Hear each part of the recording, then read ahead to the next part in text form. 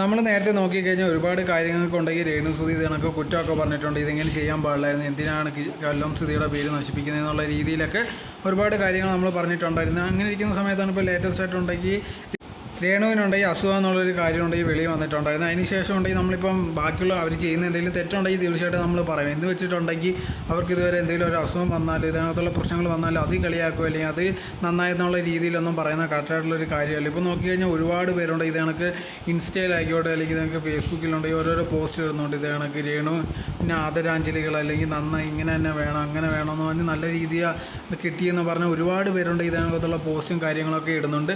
അതിൻ്റെ ഒന്നും ആവശ്യമില്ല. ഇപ്പോൾ അവർ ചെയ്യുന്ന കാര്യങ്ങൾ നമുക്ക് ഇഷ്ടമല്ലായിരിക്കും, തീർച്ചയായിട്ടും അതിനുണ്ടെങ്കിൽ ഇതിനകത്തുള്ള മറുപടിയും കാര്യങ്ങളും നമുക്ക് പറയാം. എന്നാൽ പോലും ഉണ്ടെങ്കിൽ ഒരാൾക്ക് ഒരു അസുഖം വരുമ്പോഴത്തേക്ക് അത് നന്നായി അത് അങ്ങനെ തന്നെ വേണം എന്നുള്ള രീതിയിലൊന്നും നമുക്ക് പറയേണ്ട ഒരു ആവശ്യമില്ല. ഇപ്പോൾ ഒരാളോട് ഹേറ്റുണ്ടെന്ന് പറഞ്ഞ് ഇത്രയും രീതിയിലൊന്നും പോകേണ്ട ആവശ്യമില്ല. അവരാരും പേഴ്സണലായിട്ട് വന്നിട്ടുണ്ടെങ്കിൽ ഇത് കണക്ക് ആരും ഉപദ്രവിക്കുകയോ കാര്യങ്ങളോ ഒന്നും ചെയ്തില്ല. അങ്ങനെ ഇരിക്കുന്ന ഒരു സിറ്റുവേഷനിൽ പോലും ഉണ്ടെങ്കിൽ കണക്ക് ഒരുപാട് ആൾക്കാർ വന്നിട്ടുണ്ട് ഇവർക്ക് അസുഖം വന്നത് നന്നായി അങ്ങനെ വേണം ഇങ്ങനെ വേണമെന്ന് പറഞ്ഞുകൊണ്ടെങ്കിൽ പറയുന്നുണ്ട്. ഈ അസുഖം എന്നൊക്കെ പറയുന്നത് ഭയങ്കര ബുദ്ധിമുട്ടുള്ളതും അതോടെ തന്നെ ഒരാളുടെ ജീവിതം തന്നെ ഭയങ്കരമായിട്ട് മാറ്റിമറിക്കുന്ന ഒരു സംഭവമാണ്. നമുക്ക് ഒരു അസുഖം വരുമ്പോഴാണ് അതിനെക്കുറിച്ചുള്ള കാര്യങ്ങൾ മനസ്സിലാവും. അതല്ലാതെ ബാക്കിയുള്ളവർക്ക് അസുഖം വരുമ്പോഴത്തേക്ക് ഇത് നമുക്ക് കളിയാക്കാൻ വളരെ ഈസിയാണ്. അങ്ങനെയൊന്നും കളിയാക്കേണ്ട ആവശ്യമില്ല.